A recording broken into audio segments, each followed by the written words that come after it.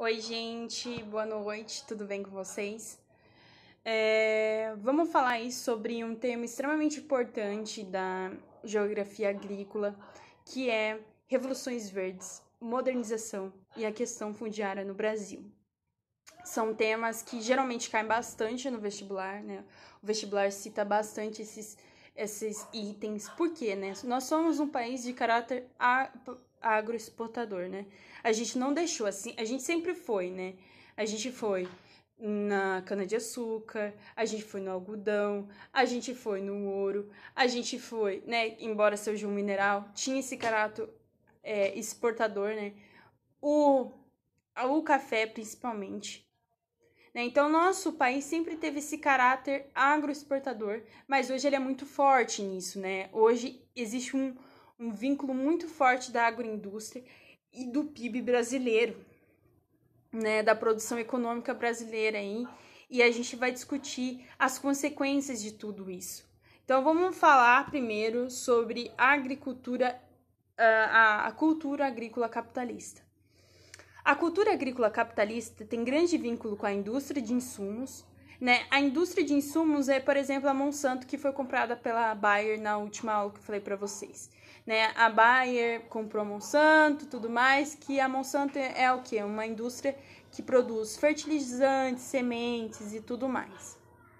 Então, a Bayer seria um exemplo dessa indústria de insumos, que vendem máquinas, agrotóxicos, fertilizantes e sementes. A agricultura moderna, né, empresa agrícola, e as agroindústrias, que transformam os produtos agrícolas em bens como alimentos processados, ração ou biocombustíveis.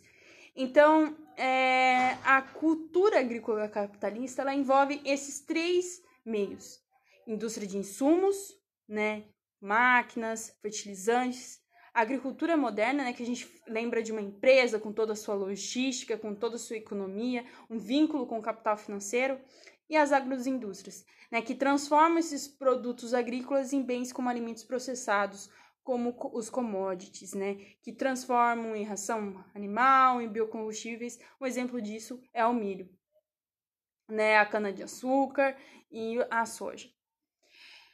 Além do mais, ela também tem grande vínculo com a administração política, principalmente com figuras do Congresso e Senado. Então, parando para observar, a gente tem a cultura agrícola capitalista, ela participa ativamente no Congresso e no Senado, né? Lembrando que o Congresso e o Senado são as duas casas aí, né? Os dois ambientes aí do legislativo, né? Que compõem o poder legislativo, né? A Câmara, que tem os 513 deputados, e o Senado que compõe aí 81 senadores. Então, a gente vai ver como essa bancada ruralista, né, que a gente fala que o nosso Congresso é resumido em 3 Bs, né? Boi, bala e Bíblia. Né? E o boi representa realmente esses ruralistas, os grandes agricultores. A gente não está falando daquele senhorzinho, daquele fazendeiro, a gente está falando de grandes agricultores. Grandes. Né? E como que eles participam politicamente, como eles são ativos politicamente em prol dos seus próprios interesses.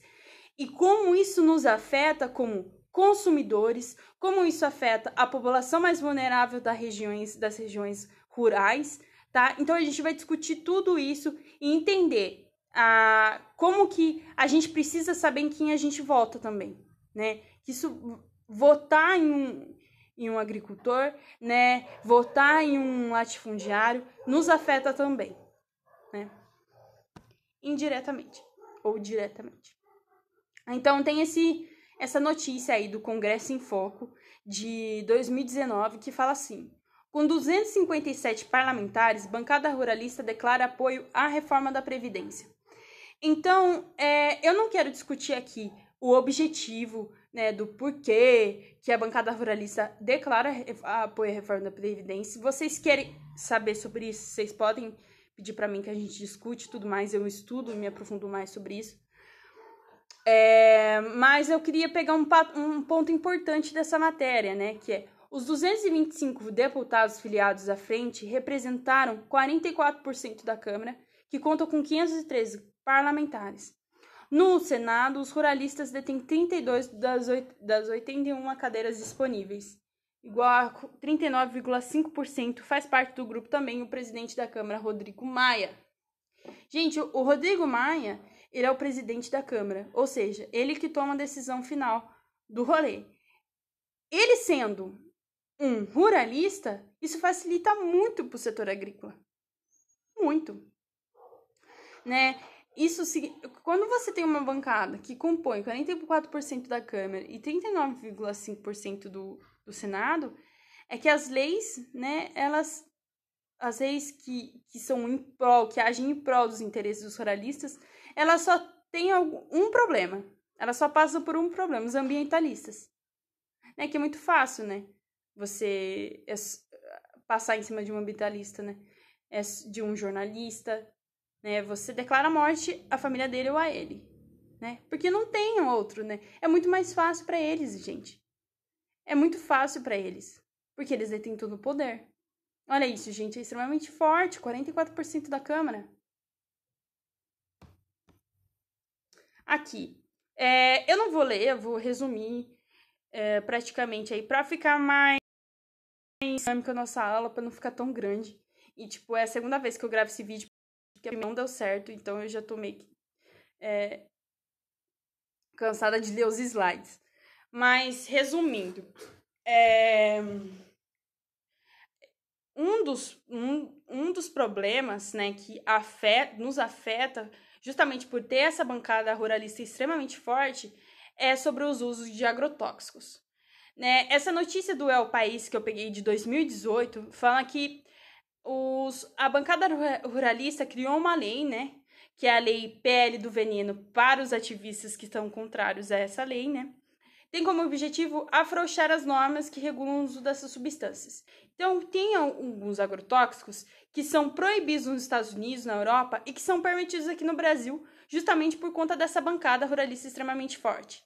Nos Estados Unidos existe uma bancada ruralista forte? Sim. Na Europa? Sim. Mas no Brasil, a gente está vendo que a bancada ruralista, ela possui um caráter extremamente conservador. Né? E a gente vê que, embora esses venenos, né, eles nos afetam, né, porque já tinha estudos na Europa, já tinha estudos nos Estados Unidos comprovando isso, a bancada ainda permite a produção desse tipo de coisa, né, e mantém isso. E além disso, não só isso, os ruralistas estavam criando um propósito de mudar o nome de um agrotóxico para pesticida e de pesticida, né, antes, né, estavam pensando até colocar em produtos fitossanitários.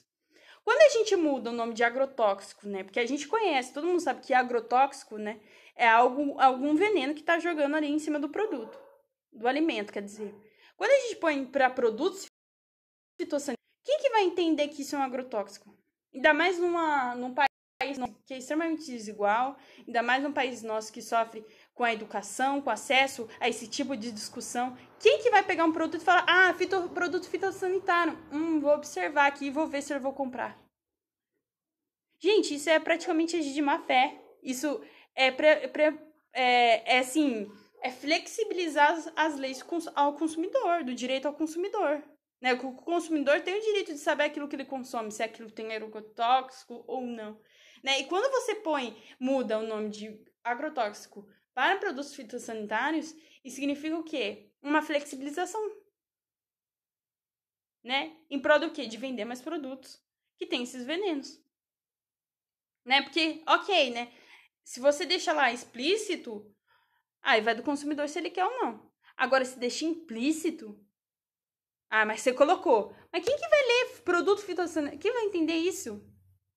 Aí tem uma coisa importante que eu grifei aqui, né? Seja como for, os opositores ao projeto argumentam que a mudança da nomenclatura tem o objetivo de esconder da população que os alimentos consumidos contêm ingredientes venenosos. Né? Aqui, Revolução Verde. A gente teve uma revolução agrícola do período do Paleolítico para o Neolítico, né? Lembrando que o Paleolítico, o ser humano, ele era mais nômade, né? Ele caçava. No Neolítico, né? O ser humano, ele já começa a domesticar alguns animais, ele começa a praticar a colheita, né, a plantação, a agricultura, o desenvolvimento da agricultura. Porém, a partir da Segunda Guerra Mundial, né, que há um aumento de pesquisas voltadas para isso, né, para essa parte da agricultura, a gente vê uma mudança chamada de Primeira Revolução Verde na agricultura, né, que é o quê? É o vínculo das atividades agrícolas com a indústria mecânica e com a indústria química. Então, as atividades agrícolas têm mais tratores, colheiras, sistemas de irrigação, né? Além de agrotóxicos e fertilizantes. Então, é esse vínculo das atividades agrícolas, né? A gente fala de uma agroindústria, nesse caso, uma indústria capitalista, de uma agricultura capitalista, né? Porque quem tem acesso a trator, a sistemas de irrigação, não é o Joãozinho que é pequeno fazendeiro. Que tem um sítio.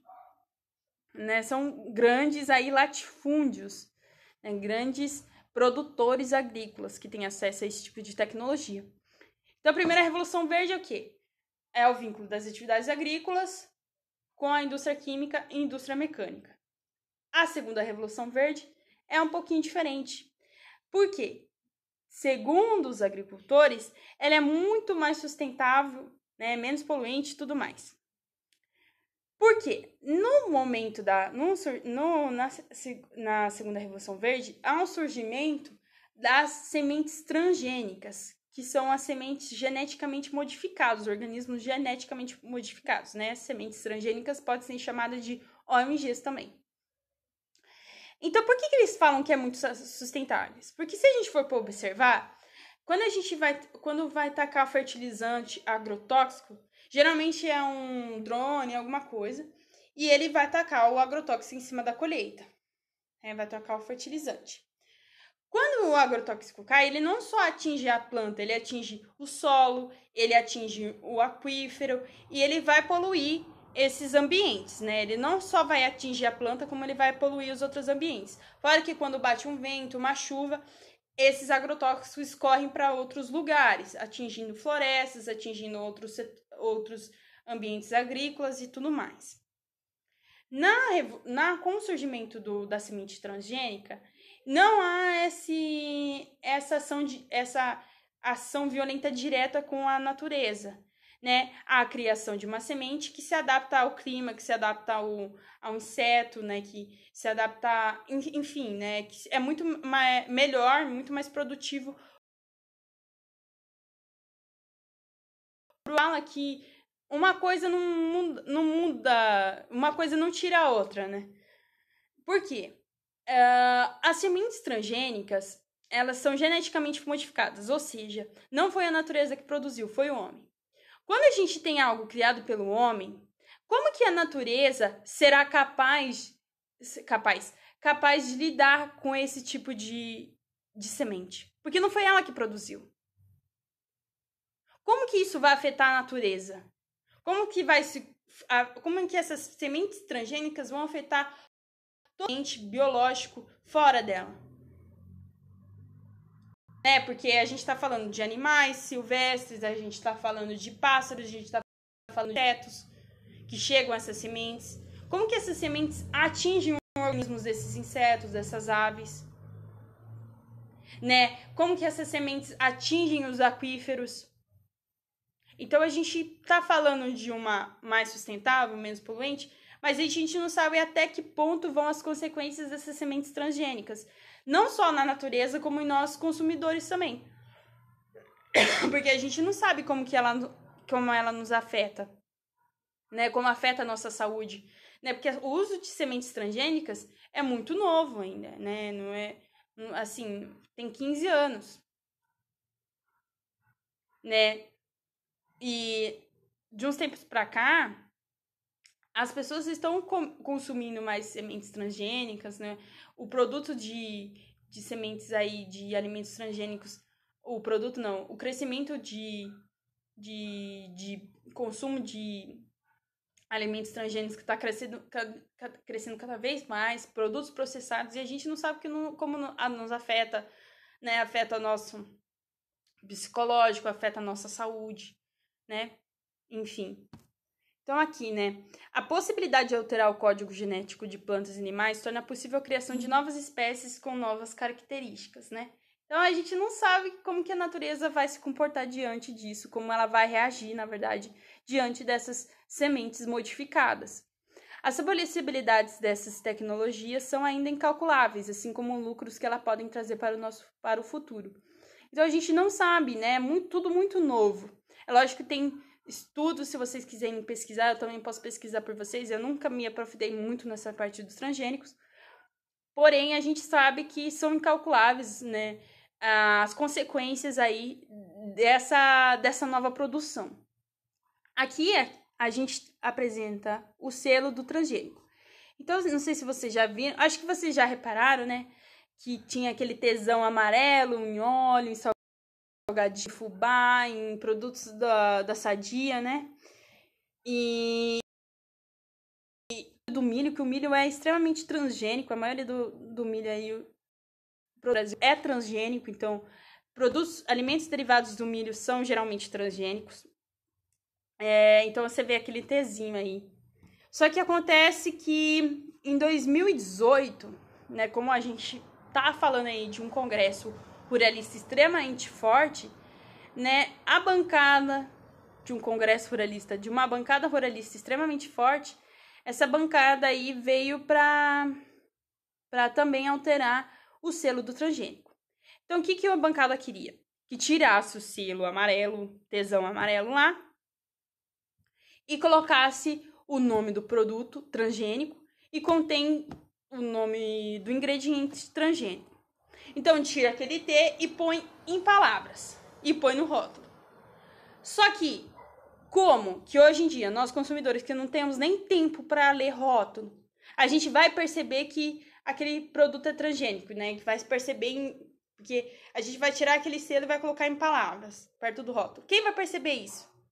Né? Porque o T, ele deixa explícito. Olha, aquele produto tem ingrediente transgênico, aquele produto é transgênico. Isso facilita, né? Facilita na hora da gente comprar. A gente vai bater o olho e vai ver aquele T grande ali. Tá? Vai ser aquele produto transgênico. Agora, quando a gente modifica esse T para letrado, para algo letrado e perto do rótulo, a gente não vai identificar.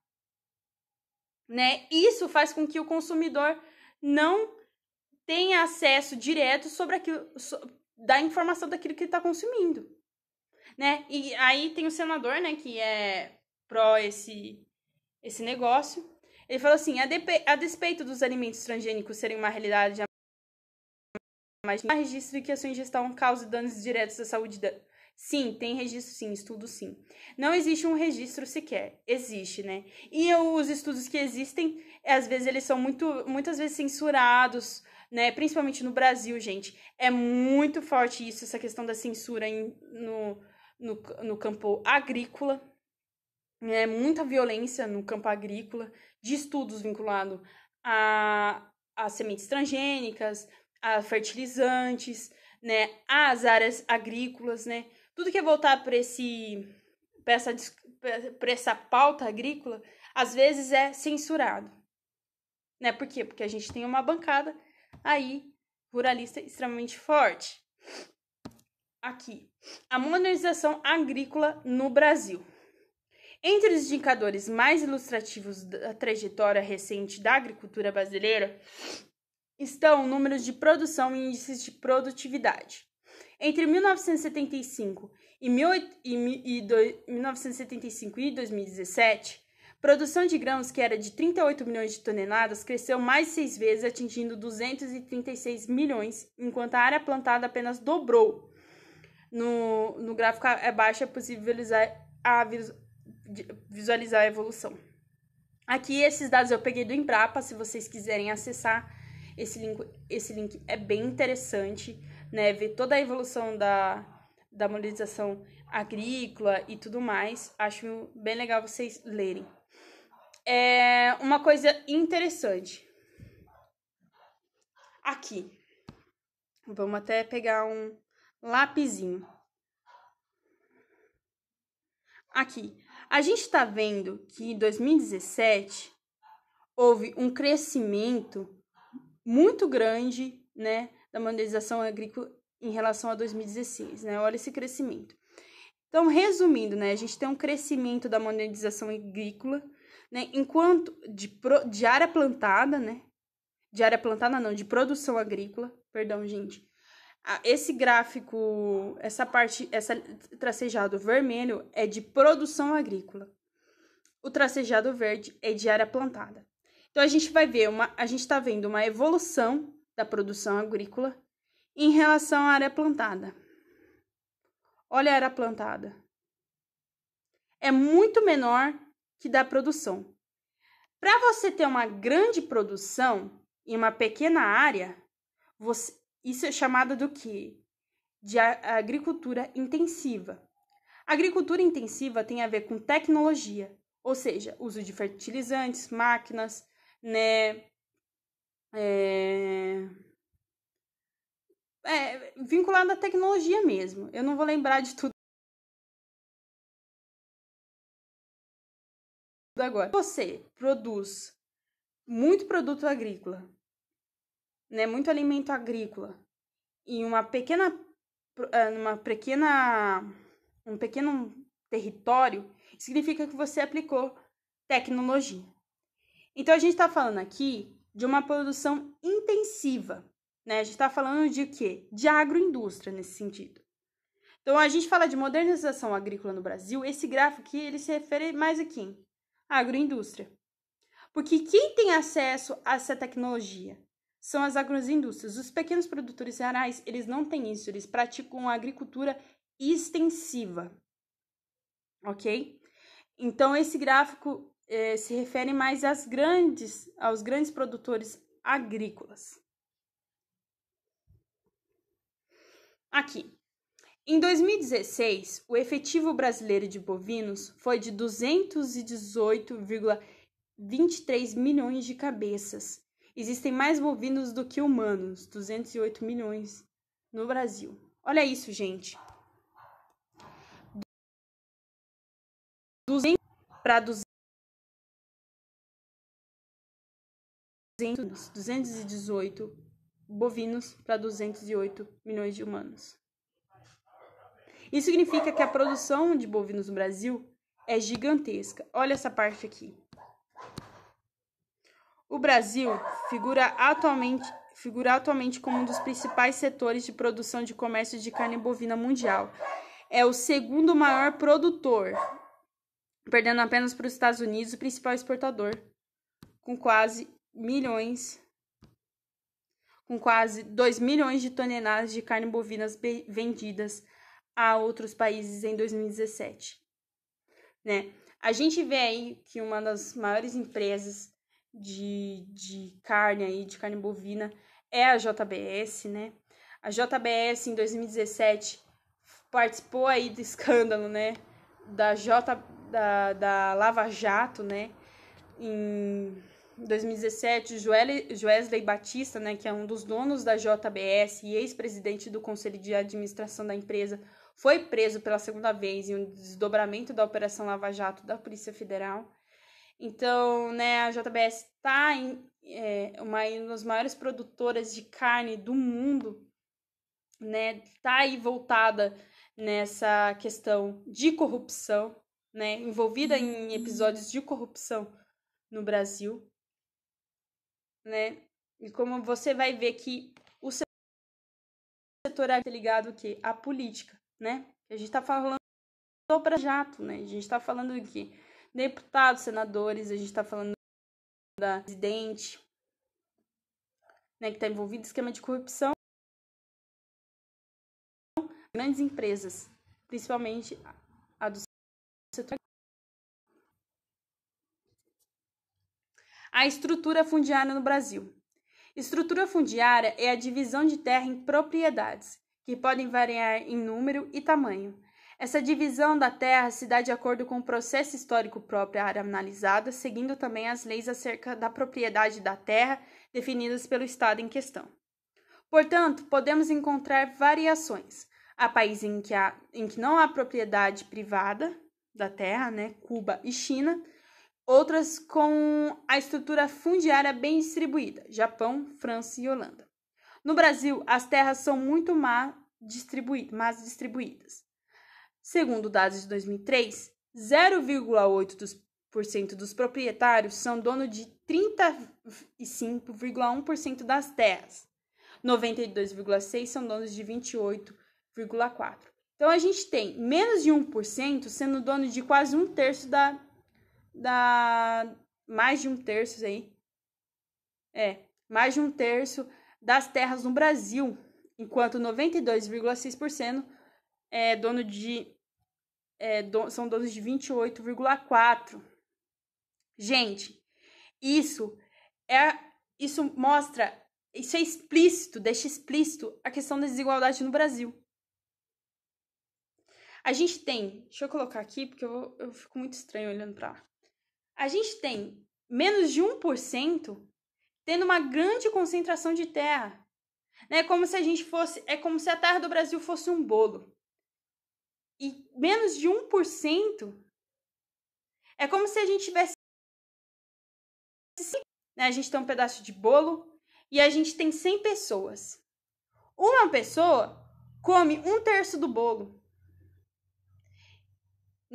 Enquanto 93 pessoas, praticamente aí, comem o resto do bolo. Olha a fatia de pequena que é distribuída para essas 93. Come 35,1%, uma pessoa, come 35,1% do bolo. Isso significa uma grande concentração de riqueza para uma pequena porção de pessoas. Isso mostra muito a desigualdade no Brasil. Porque ter acesso à terra, gente, e ter uma terra, com um solo de boa qualidade, isso significa, todos tendo acesso à terra, principalmente os mais vulneráveis tendo acesso à terra com um solo de boa qualidade, significa o quê? A diminuição da desigualdade social, a diminuição da miséria. Porque se tem uma população mais vulnerável tendo acesso à terra com boa qualidade de solo para que ela possa plantar, que ela possa, vender os produtos, pequenos produtos que ela colhe, distribuir, fazer trocas com outros produtores rurais, isso acaba com a miséria, gente. E o Brasil nunca passou por uma distribuição fundiária. Nunca teve. A gente vai discutir sobre isso. Aqui, vamos observar, vamos discutir esses dois mapas. Os dados eu consegui pegar de 2003,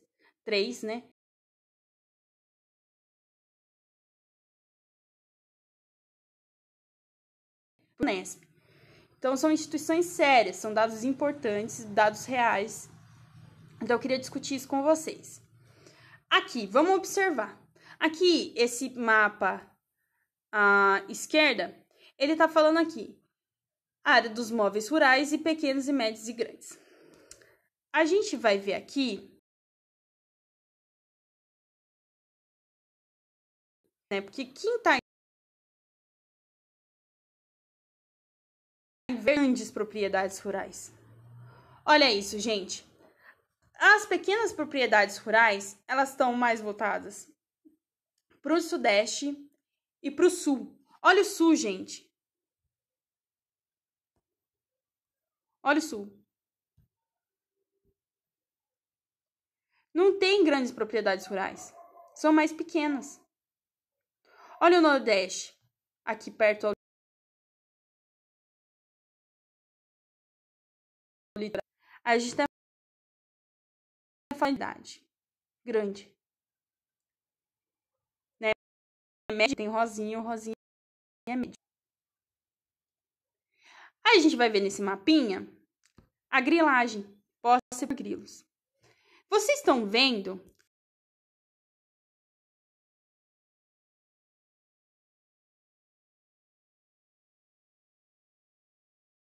que vinculado ao nordeste, ao sul e ao sudeste, aí a gente vai criar um vínculo. Olha isso. As grandes propriedades rurais se concentram no centro-oeste e as grandes propriedades rurais por posse de grilagem também se concentram no centro-oeste. Ou seja, essas duas informações estão vinculadas. O que eu estou querendo dizer? Que a maioria das terras conquistadas no centro-oeste e no norte, né, porque a gente está vendo aqui no Pará,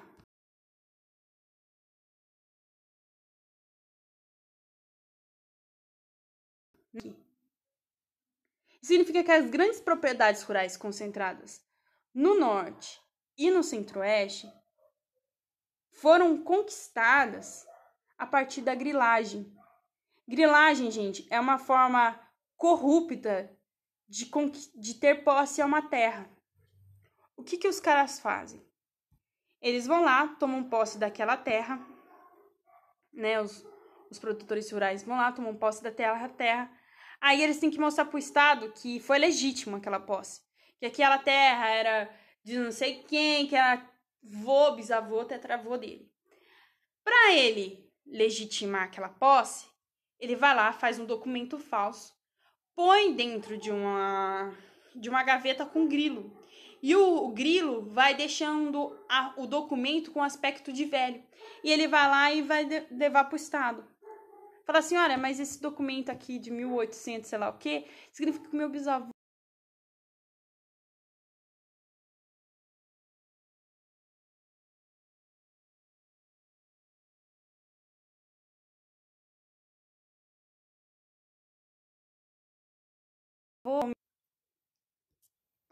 muitas terras conquistadas no norte e no centro-oeste foram tomadas aí por meio da grilagem. Olha no sul, tem grilagem? É muito pouco, gente. Mas olha no norte e centro-oeste. Olha no Pará, gente. O Pará é um dos estados que mais sofre violência no campo. Por quê?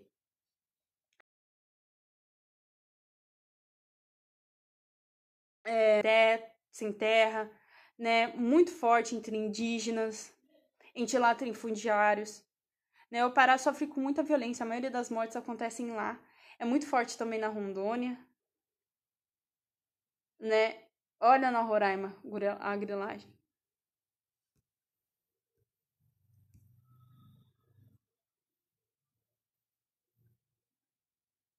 Né? Amarela é posse e roxa é grilagem. Esqueci de explicar para vocês. Olha esse vínculo, né? Aqui.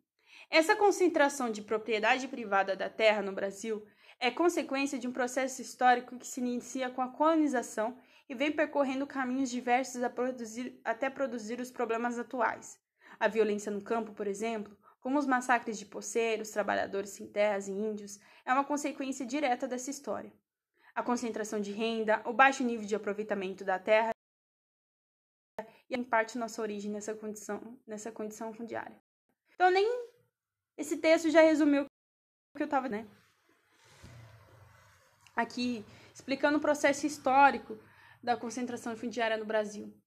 Em 1850, né, foi criada a Lei de Terras. O que seria a Lei de Terras? Todas as terras que não foram conquistadas, né, que não tinham nome, eram do Estado. E para você ter acesso a essa terra, você teria que conquistar por meio de leilão. Você tinha que comprar por leilão.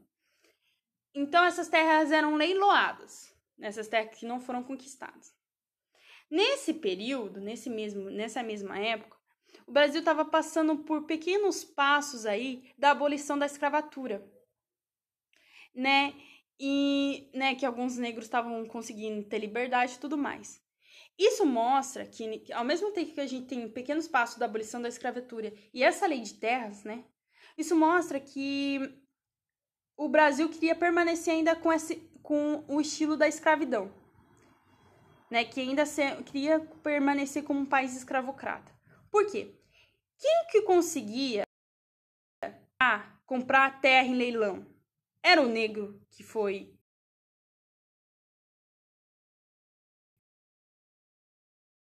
Eram as grandes elites agrárias que compravam terras por leilão. Então, quando o negro era liberto, né, antes dessa lei de terra, ele podia tomar posse de uma terra e considerar como dele. Com essa lei de terra, ele tinha que comprar agora. essa terra. E ele não vai ter dinheiro. Negro que acabou de ser liberto, ele não vai ter dinheiro para comprar terra. Então, o que ele vai fazer? Ele vai voltar ao quê? Pro seu dono. Vocês entenderam? Porque quando você tem, por exemplo, com essa lei de terra, o negro, ele não vai ter direito à sua terra, ele não vai conquistar uma parte da sua terra para produzir, né, os seus alimentos, para criar uma família, para desenvolver uma terrinha ali, um setor agrícola. Não, né? Como ele vai ter que pagar por ter essa propriedade, né, e ele não tem dinheiro para isso, ele vai voltar o quê? Pro dono. Então, ele vai continuar trabalhando de graça pro dono. Por quê? Porque ele não vai ter, ele vai morar na onde? Se ele não tem acesso à terra, se ele não pode possuir uma terra, ele tem que comprar uma terra do Estado. Ainda mais de leilão. Leilão, gente. Quem que vai comprar terra em leilão? É rico. Isso mostra muito a nossa desigualdade. Mostra muito que quem é grande proprietário de terra é branco. Você já viu um negro sendo grande fazendeiro? Você vê negro trabalhando em fazenda. Você não vê negro fazendeiro. E uma das causas é isso. Porque nenhum negro teve acesso à terra. Né, de possuir uma terra. Ele tinha que quê? Comprar em leilão. Quem que vai comprar em leilão, gente? Conflitos pela terra no Brasil. Ao longo da década de 1990, o espaço agrário brasileiro passou por grandes transformações estruturais. O antigo latifundiário, dono de grandes seções de terra, promoveu sua aliança com outras fações da classe burguesa. Gente, desculpa. As empresas transnacionais do setor agrícola, o capital financeiro representado na figura dos bancos e os meios de comunicação de massa. Esse novo modelo de agrícola ficou conhecido como agronegócio. Então, o agronegócio tem vínculo com o capital financeiro, com os meios de comunicação, com as empresas transnacionais. Então, a gente está falando de coisas gigantes mesmo, produções gigantes. Aqui, né? Isso significa uma coisa importante, né? Sobre dados. Quando a gente fala dessa má distribuição de terra, a gente vê muitos conflitos ligados à terra. Conflitos no campo a partir de dados coletados em 2010. Dos 638 conflitos